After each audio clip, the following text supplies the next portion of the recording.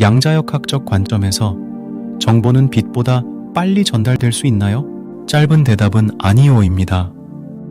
양자역학적 관점에서 정보는 빛의 속도보다 빠르게 전달될 수 없습니다. 양자역학적 관점에서 정보는 양자 상태의 변화로 표현됩니다. 양자 상태는 측정될 때까지 확률적으로 존재합니다. 따라서 양자 상태의 변화를 측정하기 전에는 그 상태가 무엇인지 알 수 없습니다. 양자 얽힘은 두 개의 양자 입자가 서로의 상태와 연관되어 있는 현상입니다. 얽힌 두 입자는 한 입자를 측정하면 다른 입자의 상태도 동시에 결정됩니다. 이것은 마치 한 입자가 다른 입자의 상태를 빛보다 빠르게 알게 된 것처럼 보입니다. 그러나 양자 얽힘은 정보 전달을 위한 수단이 될 수 없습니다. 양자 얽힘을 통해 한 입자의 상태를 알게 되더라도 그 정보는 다른 입자에 직접 전달되지 않습니다. 다른 입자의 상태를 알기 위해서는 먼저 한 입자를 측정해야 합니다. 그리고 한 입자를 측정하면 양자 얽힘이 깨지기 때문에 다른 입자의 상태를 다시 측정할 수 없습니다. 따라서 양자역학적 관점에서 정보는 빛의 속도보다 빠르게 전달될 수 없다고 할 수 있습니다. 다음은 양자 얽힘을 통해 정보가 빛보다 빠르게 전달될 수 없다는 것을 보여주는 몇 가지 예입니다. 슈레딩거의 고양이 실험. 이 실험은 양자 얽힘을 이용하여 고양이가 살아있는지 죽은지 알 수 없는 상태를 만들 수 있습니다. 그러나 이 상태를 측정하면 고양이의 상태는 확률적으로 살아있거나 죽은 상태로 결정됩니다. 따라서 고양이의 상태를 알기 위해서는 먼저 측정을 해야 하며 측정을 하면 양자 얽힘이 깨지기 때문에 고양이의 상태를 다시 측정할 수 없습니다. 양자키 분배. 이 기술은 양자 얽힘을 이용하여 두 개의 장소 사이에 비밀키를 안전하게 전송할 수 있습니다. 그러나 이 기술을 통해 전송되는 키는 양자 상태의 변화로 표현됩니다. 따라서 키를 전송하기 위해서는 먼저 양자 상태를 측정해야 하며 측정을 하면 양자 얽힘이 깨지기 때문에 키를 다시 전송할 수 없습니다. 결론적으로 양자역학적 관점에서 정보는 빛의 속도보다 빠르게 전달될 수 없습니다. 그러면 정보가 빨리 전달될 수 있다고 주장하는 과학자도 있나요? 네, 정보가 빛보다 빠르게 전달될 수 있다고 주장하는 과학자들도 있습니다. 그들은 다음과 같은 이유를 들고 있습니다. 양자 얽힘을 통해 정보가 빛보다 빠르게 전달될 수 있다. 양자 얽힘을 통해 두 개의 얽힌 입자는 한 입자를 측정하면 다른 입자의 상태도 동시에 결정됩니다. 이것은 마치 한 입자가 다른 입자의 상태를 빛보다 빠르게 알게 된 것처럼 보입니다. 시간은 상대적이다. 특수 상대성 이론에 따르면 시간은 관찰자에 따라 상대적입니다. 따라서 한 관찰자에 따르면 빛보다 빠르게 전달된 정보가 다른 관찰자에 따르면 빛의 속도로 전달된 정보가 될 수 있습니다. 우주의 구조가 빛보다 빠른 정보 전달을 허용한다. 우주의 구조에는 우리가 아직 이해하지 못하는 부분이 많습니다.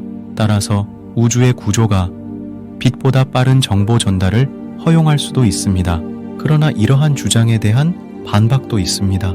양자 얽힘을 통해 정보가 전달될 수 없다. 양자 얽힘을 통해 한 입자의 상태를 알게 되더라도 그 정보는 다른 입자에 직접 전달되지 않습니다. 다른 입자의 상태를 알기 위해서는 먼저 한 입자를 측정해야 합니다. 그리고 한 입자를 측정하면 양자 얽힘이 깨지기 때문에 다른 입자의 상태를 다시 측정할 수 없습니다. 시간은 절대적이다. 특수 상대성 이론에 따르면 시간은 관찰자에 따라 상대적이지만 정보의 전달에 있어서는 시간은 절대적이라는 주장이 있습니다. 우주의 구조가 빛보다 빠른 정보 전달을 허용하지 않는다. 우주의 구조가 빛보다 빠른 정보 전달을 허용하지 않는다는 주장이 있습니다. 현재로서는 정보가 빛보다 빠르게 전달될 수 있는지에 대한 명확한 결론이 나지 않은 상태입니다. 앞으로 과학자들이 이러한 문제에 대한 연구를 계속한다면 정보의 전달 속도에 대한 새로운 발견이 이루어질 수도 있을 것입니다. 네, 정보가 빛보다 빠르게 전달될 수 있다고 주장하는 과학자들이 있습니다. 대표적인 예로는 아인슈타인과 로렌츠가 있습니다. 아인슈타인은 특수상대성 이론을 통해 빛의 속도가 우주에서의 최대 속도라고 주장했지만 로렌츠는 특수상대성 기론을 수정하여 빛보다 빠른 정보 전달이 가능하다고 주장했습니다. 로렌츠는 빛보다 빠른 물질이 존재한다면 그 물질은 기존의 물리학 법칙을 위반하지 않고도 빛보다 빠른 속도로 이동할 수 있다고 주장했습니다. 로렌츠는 이러한 물질을 초광속 입자라고 불렀습니다. 로렌츠의 주장은 아직까지 실험적으로 증명되지 않았지만 일부 과학자들은 로렌츠의 주장이 맞을 수도 있다고 생각합니다. 예를 들어 일부 과학자들은 우주에서 빠르게 움직이는 블랙홀이나 중성미자 등이 초광속 입자일 수 있다고 주장합니다. 네, 정보가 빛보다 빠르게 전달될 수 있다고 주장하는 과학자들이 있습니다. 그중 대표적인 인물은 스티븐 호킹입니다. 호킹은 1993년 논문에서 양자 얽힘을 통해 정보가 빛보다 빠르게 전달될 수 있다고 주장했습니다. 호킹은 양자 얽힘을 통해 두 개의 장소 사이에 정보를 전달하려면 먼저 한 입자의 상태를 측정하고 그 정보를 다른 입자에 전달해야 한다고 주장했습니다. 그리고 다른 입자에 전달된 정보는 양자 얽힘을 통해 다른 입자의 상태를 결정한다고 주장했습니다.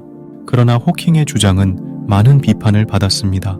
그중 대표적인 비판은 양자 얽힘을 통해 정보가 전달될 수 없다는 것입니다.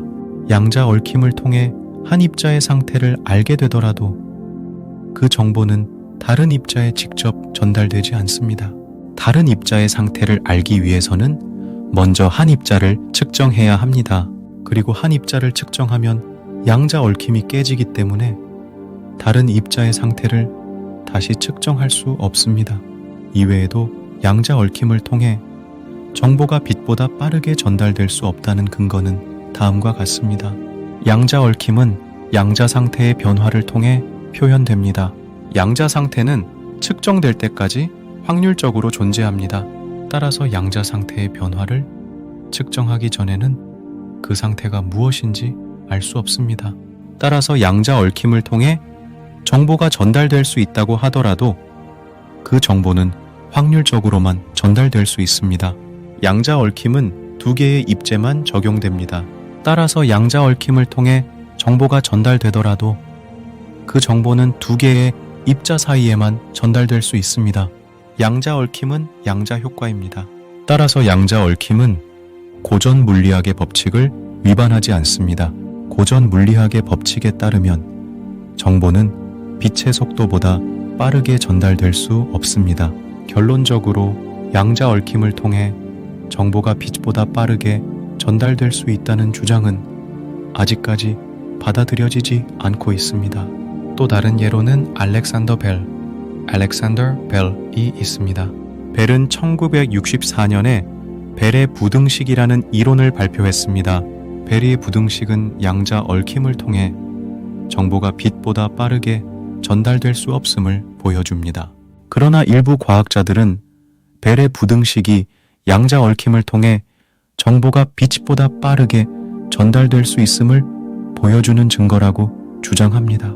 결론적으로 정보가 빛보다 빠르게 전달될 수 있는지에 대한 과학적 합의는 아직 이루어지지 않았습니다. 일부 과학자들은 정보가 빛보다 빠르게 전달될 수 있다고 주장하지만 아직까지 실험적으로 증명되지는 않았습니다.